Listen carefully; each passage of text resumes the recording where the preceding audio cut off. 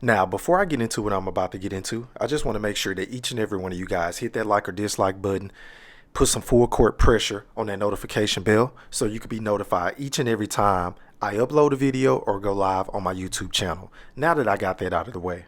First things first, the Brooklyn Nets are in a world of trouble, y'all, because they are currently 10th in the Eastern Conference, sitting at 5-6. Kevin Durant has been in and out of the lineup due to COVID-19 protocols and been exposed to it. Spencer Dinwiddie has already been injured and out for the rest of this season. And now you have Kyrie Irving, who has suddenly went AWOL. I mean, they're saying that he's off the grid, meaning they don't know when he's coming back. Because I've said it before and I'll say it again. Kyrie Irving is my second favorite player in the league to watch. I think he's the most skilled player. I think he's one of, if not the most clutchest player in the NBA. And oh, by the way, he has the best handles I have ever seen in basketball. To go along with the fact that he's only 6'2" and he's able to finish with either hand below the rim, he's honestly the best finisher I've ever seen in my life also. So I just want to preface my comments by stating I love Kyrie Irving. I'm not here to kick the man while he appears to be down. However, I have also said on many occasions, and you can go back and fact check me if you want to, that the Brooklyn Nets should trade Kyrie Irving, and it's for shit like this. Because you don't know when he's coming or going. I mean, one minute the man is hot, the next minute he's cold. One minute he's happy, the next minute he's pissed off. One minute he says something, and then the next minute he double back and get mad at the people or the media for holding him to the bullshit that he said. You understand what I'm saying? And if I'm Kevin Durant, and if I'm those guys in the locker room, and this is me, once again, looking from the outside, right? Because I don't know what's going on in that locker room, because Kevin Durant has already came out in support of his bestie and fellow teammate, and so has Kyrie Irving, and saying that they 100% support Kyrie Irving and his decision not to play. And they're praying for him. I get all of that. So once again, this is my personal opinion. But if I'm the Nets general manager, and if I'm the head coach and Steve Nash, and hell, even if I'm Kevin Durant to some degree, I would be looking real long and hard at the possibility of trading Kyrie Irving straight up for James Harden. Because at least James Harden, I know he goes to the club and he likes to party and all that. I get it. But James Harden doesn't appear to have any mental issues. James Harden's love for the game cannot be questioned. Yeah, sure, it seems like James Harden doesn't want to win bad enough as far as, going to the championship and making things happen. But as far as being available throughout the regular season and the playoffs, James Harden is always going to show up. And I can't say the same for Kyrie Irving, because what happens if this happens in the postseason? You understand what I'm saying? I mean, newsflash, Kyrie, you are not the only black man in America with problems. You understand what I'm saying? And I know it's probably unfair for me to try to put myself inside of your shoes or do vice versa, but hell, it's reality. I mean, we seen what happened on Capitol Hill, and it's allegedly that Kyrie Irving is feeling a certain type of way about what took place a few days ago in D.C. But my question to Kyrie Irving is this. Are you even surprised?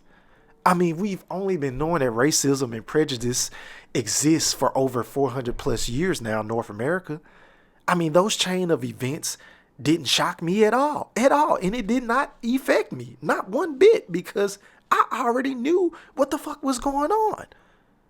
So for Kyrie Irving to use that as an excuse to miss games, allegedly, is bogus to me. It's bogus, and I don't agree with it. And I'm just going to come out and say that. I have to keep it a buck on my channel. And once again, this is your boy E Thriller, and I stand on that.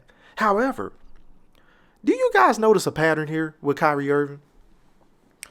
Kyrie Irving was unhappy in Cleveland.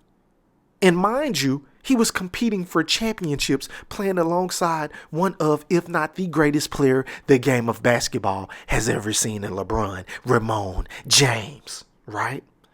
He said he wanted to be his own man. He requested to be traded. He got traded to Boston, and guess what?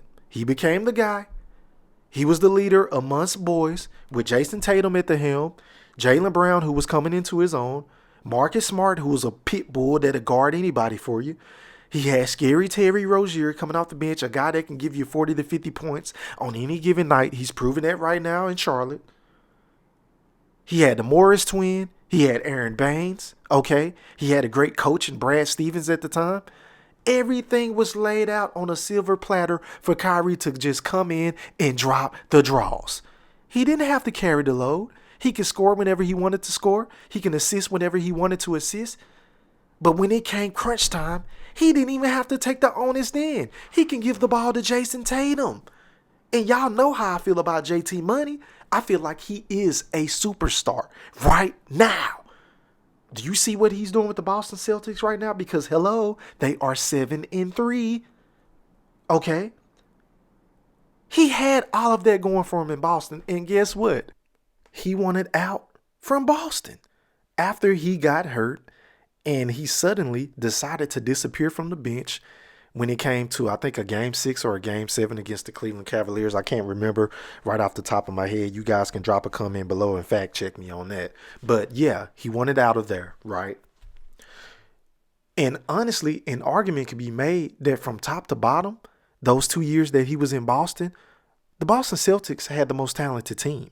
Because I've already gave you the rundown of who he had. And then, oh, by the way, I forgot to mention Al Horford starting at the 5 position. So you had a stretch 5, 2 6'8" to 6'9" wings. Scary Terry, a guy that can come in and do exactly what you do. Marcus Smart, who can defend the opposing wing's best player, along with Jaylen Brown and Jason Tatum. And then you had Gordon Hayward in and out of the lineup at times. So you had everything on the silver platter, and he still found an excuse to be unhappy. So he decided to go to Brooklyn and to go play with Kevin Durant, his newfound bestie. And Kevin Durant didn't play last year because of the Achilles injury. And I get that. Kyrie was in and out of the lineup with a bad shoulder. But the games that he did play, he bitched and complained about those too. Because he said that the team needed more pieces even when him and KD come back. And I'm like, how? Because this team, again, from top to bottom, the only thing it's missing is you and Kevin. That team doesn't need anything. An argument can be made that the Brooklyn Nets are the deepest team in the league right now. Right now. Even though their record doesn't support what I'm saying, but right now on paper, that team is the deepest team in the league. I can make an argument, right? So again, Kyrie Irving seems like he is never going to be happy. And at this point, man, I'm not sure if he hasn't already done so, but I hope this man seeks counseling, because for him to be in the NBA, to be making these millions and to have the world at his feet, I mean, it just goes to show that no matter how happy others appear on the outside, on the inside, it can be a totally different story. So I'm praying for the brother. I really hope he snaps out of whatever he's in, this funk. Because the man is playing well. He's averaging 27.1 points per game, 5.3 boards, and 6.1 dimes while he's shooting 50% from the field, which makes this even more odder and weird. So again, I'm praying for the brother. I hope he gets help. I hope he comes back 110% mentally and physically, because the Nets need him, man. The Nets need him. And if they're not going to trade him for James Harden or for something else, then Kyrie Irving is going to have to do a better job of being more mentally stronger, period. That's the end of the discussion. But once again, this is your boy E Thriller. Do me a huge favor, hit that like or dislike button, drop a comment below and let me know, what do you think is going on with Kyrie Irving? And do you think the Nets should try to move him for a James Harden or maybe for a Bradley Beal? Hell, I don't know. But once again, I want to thank everybody for listening to this video. And just like that, I'm gone. Holla.